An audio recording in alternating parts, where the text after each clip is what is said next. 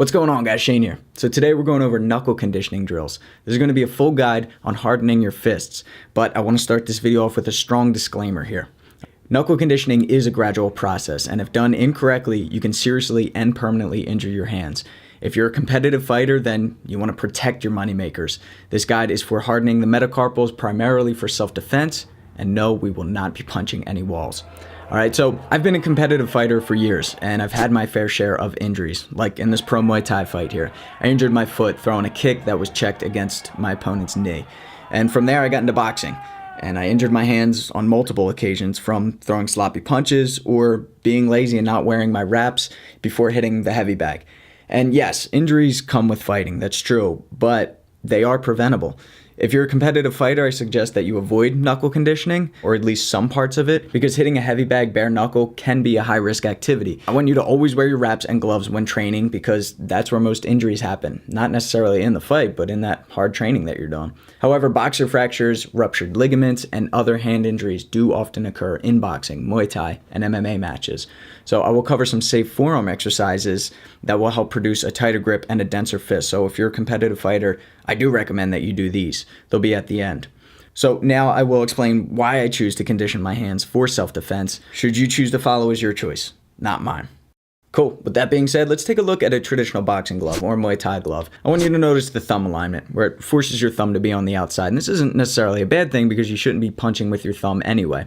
However, when I make a fist here, the striking surface sort of protrudes the wrong knuckles. And again, there's a lot of padding here, and I still can squeeze enough to where I am hitting with the correct part of my hand. So that's not the problem necessarily. However, what I noticed studying footage of myself shadowboxing, after years and years of training, muscle memory forced my hand into this position. I wasn't making a full fist, and my thumb was on the outside. You can see it with this cross here and the uppercut. Very loose, which is okay, but upon impact, you should be squeezing your fist. It should be a dense object that you're smashing into your opponent. So most of you know what a correct fist looks like, which is the one on the bottom. However, if you're always throwing punches with those gloves on, you're gonna get in the habit of making an incorrect fist. Human beings are a creature of habit, so you need to make sure that you're training the way that you would want to fight. Unlike many others, when throwing straight punches like jabs and crosses, I recommend that you hit with all four knuckles. Many people suggest hitting with the index and the middle finger knuckle because they're the largest. We're going to talk more later on when you should do that. For now, let's get into our first drill for knuckle conditioning.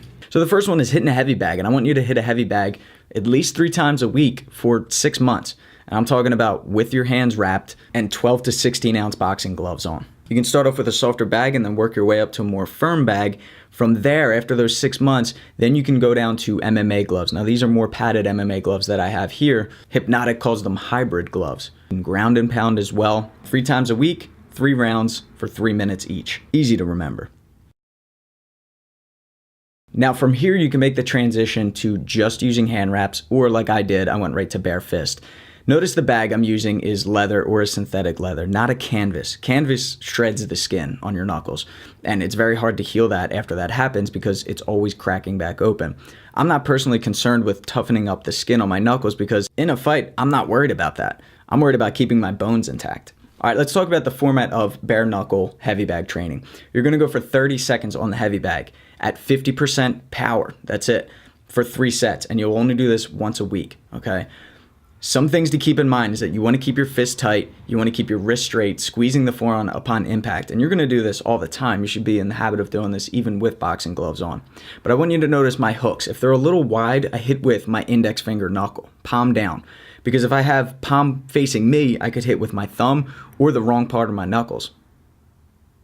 Some people prefer bending the wrist like Fedor Emelianenko used to do. Either way, just make sure the angle is correct and you're not tweaking the carpals in your wrist. After your 3 sets of 30 seconds, at 50% power, you can submerge your hands in a bowl of ice water for 5 to 10 sets of 20 seconds. This will help reduce swelling, and also feel free to take ibuprofen if you need it. However, there shouldn't be that much pain from this drill. If there is, you may have gone too hard or you may have tweaked something in your wrist. All right, so again, it's a gradual process. Let's talk about diet now because you want to make sure that you have strong bones and cushion, well-oiled joints. Okay, so the first thing is calcium, obviously. Vitamin D is going to help with calcium absorption and bone growth. You want to make sure that you're getting omega-3 fatty acids and vitamin B6. So some of the ways to get these vitamins and minerals are eggs. Direct sunlight for 10 minutes is great for vitamin D. You can also get that in pill form. Flax or chia seeds.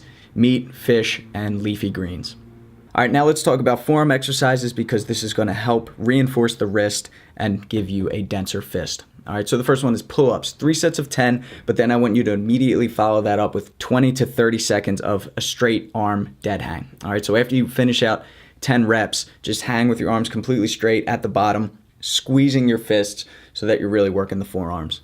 Next is reverse forearm curls. You can do this with a straight bar or an easy curl bar, and you're just going to do 3 sets of 12.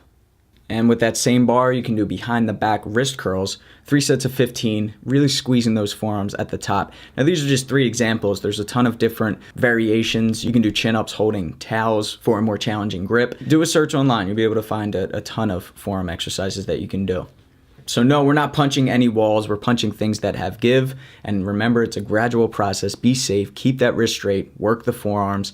Recover and diet correctly so that you don't risk carpal tunnel or any other hand injuries. And I still recommend open hand palm strikes and elbows, much less risk of injury, but still can do a ton of damage.